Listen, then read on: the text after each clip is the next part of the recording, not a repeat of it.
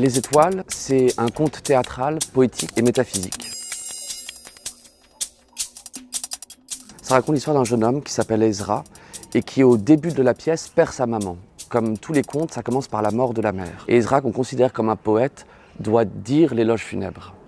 Mais le jour des funérailles, il perd les mots, il perd ses mots.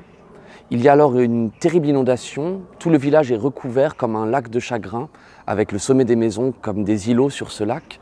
Et Ezra va s'enfermer dans sa chambre, et dans cette chambre, il va entreprendre un voyage poétique et métaphysique jusqu'aux étoiles pour retrouver les mots qu'il a perdus.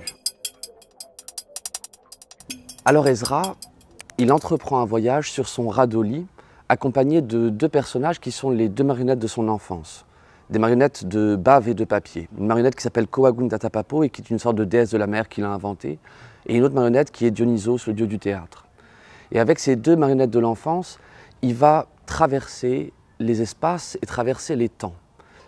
Je pense que Les Étoiles est une pièce que je dirais une pièce baroque, parce qu'elle va dans tous les sens, et c'est une pièce qui, en effet, pose la question du temps, la question de la diffraction du temps. Moi, c'est une question qui me passionne parce qu'il arrive dans la vie que l'on se retrouve avec nous-mêmes enfants. Il arrive aussi même, je crois, dans la vie que l'on se retrouve avec nous-mêmes vieillards. Et cette question-là me bouleverse.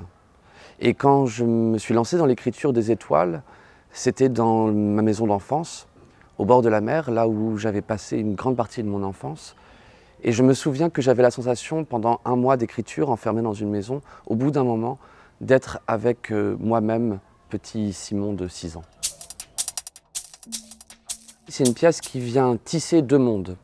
Un monde réel où on voit la petite famille qui continue à vivre, et puis un monde métaphysique et poétique où on voit le voyage d'Ezra jusqu'aux étoiles.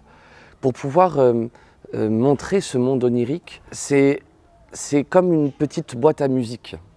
Une petite boîte à musique où les accessoires sont essentiels. Il y a 6 acteurs qui jouent 15 personnages, donc il y a une multitude de costumes, et toute l'illusion théâtrale se fait à vue. On voit tout se créer devant nos yeux, et je crois que la magie, elle naît de cette illusion qui se crée face à nous.